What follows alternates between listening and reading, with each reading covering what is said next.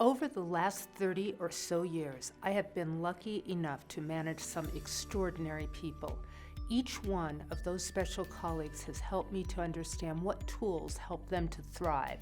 While all employees come to us with their differences and preferences on what helps them to do their best, I have noticed that an approach developed by Will Schultz is a helpful way to meet employees where they are.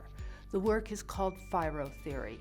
While it recognizes that everyone is different, all of us have interpersonal needs that, when met, help us to do our best.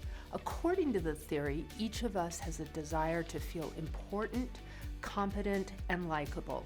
Each of us experiences each of those needs to a greater or lesser extent. Inclusion is the level to which I want to feel valued and included by my coworkers and managers. If an employee asks to serve on a committee, that might be an indicator of a higher level or need for inclusion. If an employee tells you they need a work-at-home day, that might be indicating, at least on that day, a need not to be included. Control is the degree to which an employee wants to be in charge of self or others. An employee that tells you, directly or not, that they want to lead or not is probably giving you a sense of what level of control they wish. Openness indicates how much disclosure, feedback, and, open an employee wants to be. One employee may be very comfortable in disclosing all the events of their weekend, while another may say good and leave it at that when asked about their weekend.